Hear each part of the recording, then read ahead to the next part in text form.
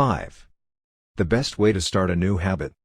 In 2001, researchers in Great Britain began working with 248 people to build better exercise habits over the course of 2 weeks. The subjects were divided into 3 groups. The first group was the control group. They were simply asked to track how often they exercised. The second group was the motivation group. They were asked not only to track their workouts but also to read some material on the benefits of exercise. The researchers also explained to the group how exercise could reduce the risk of coronary heart disease and improve heart health. Finally, there was the third group. These subjects received the same presentation as the second group, which ensured that they had equal levels of motivation. However, they were also asked to formulate a plan for when and where they would exercise over the following week. Specifically, each member of the third group completed the following sentence: "During the next week, I will partake in at least 20 minutes of vigorous exercise on day, at, time, in, place." In the first and second groups, 35 to 38% of people exercised at least once per week. Interestingly, the motivational presentation given to the second group seemed to have no meaningful impact on behavior, but 91% of the third group exercised at least once per week, more than double the normal rate. The sentence they filled out is what researchers refer to as an implementation intention, which is a plan you make beforehand about when and where to act. That is, how you intend to implement a particular habit. The cues that can trigger a habit come in a wide range of forms: the feel of your phone buzzing in your pocket, the smell of chocolate chip cookies, the sound of ambulance sirens, but the 2 most common cues are time and location.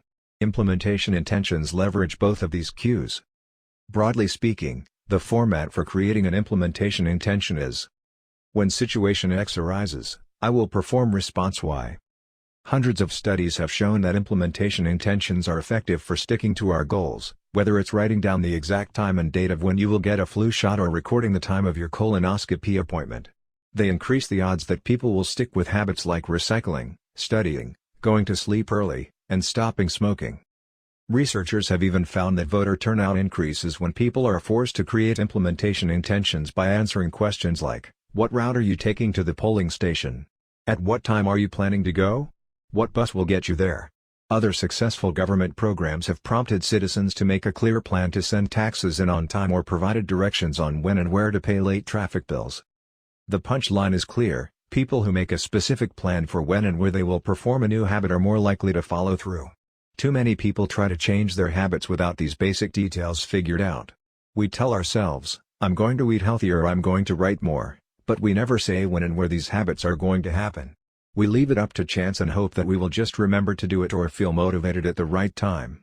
An implementation intention sweeps away foggy notions like "I want to work out more," or "I want to be more productive," or "I should vote," and transforms them into a concrete plan of action. Many people think they lack motivation when what they really lack is clarity. It is not always obvious when and where to take action. Some people spend their entire lives waiting for the time to be right to make an improvement. Once an implementation intention has been set, you don't have to wait for inspiration to strike. Do I write a chapter today or not? Do I meditate this morning or at lunch? When the moment of action occurs, there is no need to make a decision. Simply follow your predetermined plan. The simple way to apply this strategy to your habits is to fill out this sentence. I will, behavior, at, time, in, location. Meditation. I will meditate for 1 minute at 7 a.m. in my kitchen. Studying. I will study Spanish for 20 minutes at 6 p.m. in my bedroom. Exercise. I will exercise for 1 hour at 5 p.m. in my local gym. Marriage. I will make my partner a cup of tea at 8 a.m. in the kitchen. If you aren't sure when to start your habit, try the first day of the week, month, or year. People are more likely to take action at those times because hope is usually higher. If we have hope, we have a reason to take action. A fresh start feels motivating. There is another benefit to implementation intentions. Being specific about what you want and how you will achieve it helps you say no to things that derail progress, distract your attention, and pull you off course. We often say yes to little requests because we are not clear enough about what we need to be doing instead.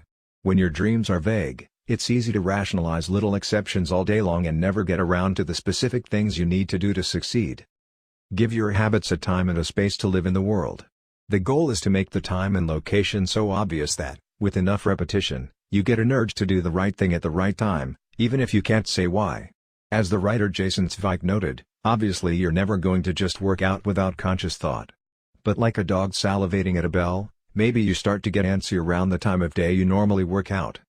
There are many ways to use implementation intentions in your life and work.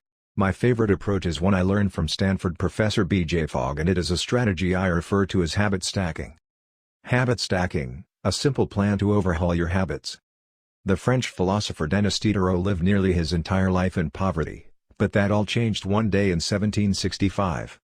Diderot's daughter was about to be married and he could not afford to pay for the wedding. Despite his lack of wealth, Diderot was well known for his role as the co-founder and writer of Encyclopédie, one of the most comprehensive encyclopedias of the time. When Catherine the Great, the Empress of Russia, heard of Diderot's financial troubles, her heart went out to him. She was a book lover and greatly enjoyed his encyclopedia.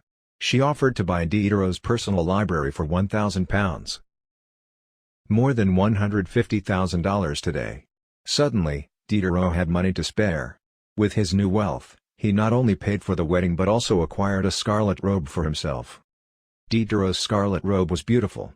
So beautiful, in fact, that he immediately noticed how out of place it seemed when surrounded by his more common possessions.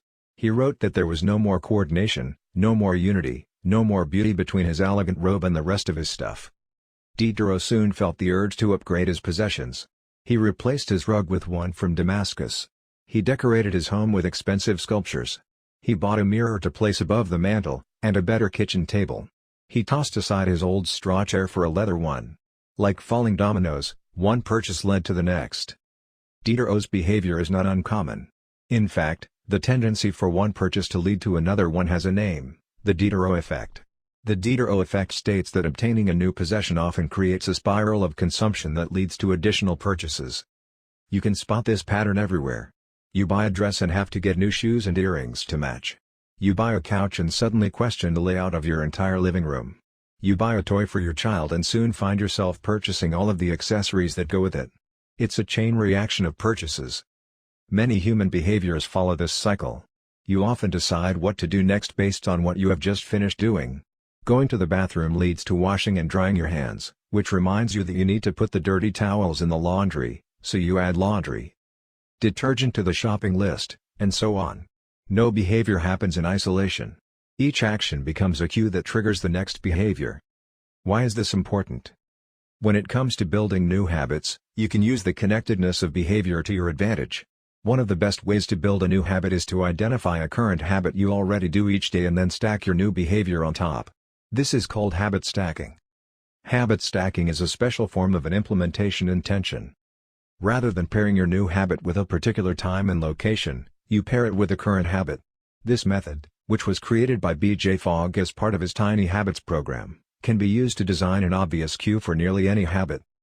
The habit stacking formula is: after, current habit, I will, new habit. For example, meditation. After I pour my cup of coffee each morning, I will meditate for 1 minute. Exercise. After I take off my work shoes, I will immediately change into my workout clothes. Gratitude. After I sit down to dinner, I will say one thing I'm grateful for that happened today. Marriage. After I get into bed at night, I will give my partner a kiss. Safety. After I put on my running shoes, I will text a friend or family member where I am running and how long it will take. The key is to tie your desired behavior into something you already do each day. Once you have mastered this basic structure, you can begin to create larger stacks by chaining small habits together. This allows you to take advantage of the natural momentum that comes from one behavior leading into the next, a positive version of the Diderot effect. Habit stacking. Figure 7. Habit stacking increases the likelihood that you'll stick with a habit by stacking your new behavior on top of an old one. This process can be repeated to chain numerous habits together, each one acting as the cue for the next. Your morning routine habit stack might look like this. 1. After I pour my morning cup of coffee, I will meditate for 60 seconds. 2. After I meditate for 60 seconds, I will write my to-do list for the day. 3. After I write my to-do list for the day, I will immediately begin my first task. Or, consider this habit stack in the evening. 1. After I finish eating dinner, I will put my plate directly into the dishwasher. 2. After I put my dishes away, I will immediately wipe down the counter. 3. After I wipe down the counter, I will set out my coffee mug for tomorrow morning. You can also insert new behaviors into the middle of your current routines. For example, you may already have a morning routine that looks like this: wake up greater than make my bed more than take a shower. Let's say you want to develop the habit of reading more each night. You can expand your habit stack and try something like, wake up greater than make my bed more than place a book on my pillow greater than take a shower. Now, when you climb into bed each night, a book will be sitting there waiting for you to enjoy. Overall, habit stacking allows you to create a set of simple rules that guide your future behavior. It's like you always have a game plan for which action should come next. Once you get comfortable with this approach, you can develop general habit stacks to guide you whenever the situation is appropriate. Exercise. When I see a set of stairs, I will take them instead of using the elevator. Social skills. When I walk into a party, I will introduce myself to someone I don't know yet. Finances. When I want to buy something over $100, I will wait 24 hours before purchasing. Healthy eating. When I serve myself a meal, I will always put veggies on my plate first. Minimalism. When I buy a new item, I will give something away. One in, one out. Mood. When the phone rings, I will take one deep breath and smile before answering. Forgetfulness. When I leave a public place, I will check the table and chairs to make sure I don't leave anything behind. No matter how you use this strategy, the secret to creating a successful habit stack is selecting the right cue to kick things off. Unlike an implementation intention, which specifically states the time and location for a given behavior, habit stacking implicitly has the time and location built into it. When and where you choose to insert a habit into your daily routine can make a big difference. If you're trying to add meditation into your morning routine but mornings are chaotic and your kids keep running into the room, then that may be the wrong place and time. Consider when you are most likely to be successful. Don't ask yourself to do a habit when you're likely to be occupied with something else. Your cue should also have the same frequency as your desired habit. If you want to do a habit every day, but you stack it on top of a habit that only happens on Mondays, that's not a good choice. One way to find the right trigger for your habit stack is by brainstorming a list of your current habits. You can use your habits scorecard from the last chapter as a starting point. Alternatively, you can create a list with 2 columns. In the first column, write down the habits you do each day without fail. For example, get out of bed, take a shower, brush your teeth, get dressed, brew a cup of coffee, eat breakfast, take the kids to school, start the workday, eat lunch, end the workday, change out of work clothes, sit down for dinner, turn off the lights, get into bed. Your list can be much longer, but you get the idea. In the second column, write down all of the things that happen to you each day without fail. For example, the sun rises. You get a text message. The song you are listening to ends. The sun sets. Armed with these 2 lists, you can begin searching for the best place to layer your new habit into your lifestyle. Habit stacking works best when the cue is highly specific and immediately actionable. Many people select cues that are too vague. I made this mistake myself.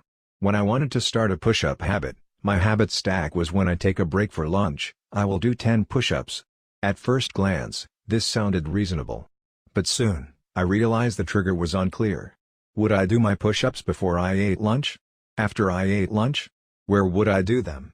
After a few inconsistent days, I changed my habit stack to, when I close my laptop for lunch, I will do 10 push-ups next to my desk.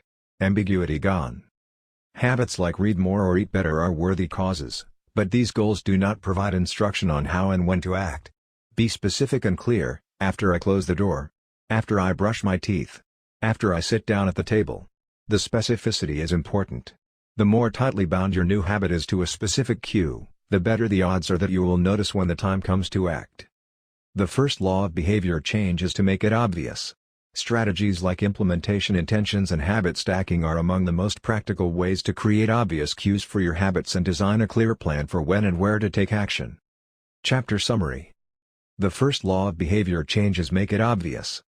The 2 most common cues are time and location. Creating an implementation intention is a strategy you can use to pair a new habit with a specific time and location. The implementation intention formula is, I will, behavior, at, time, in, location. Habit stacking is a strategy you can use to pair a new habit with a current habit. The habit stacking formula is, after, current habit, I will, new habit.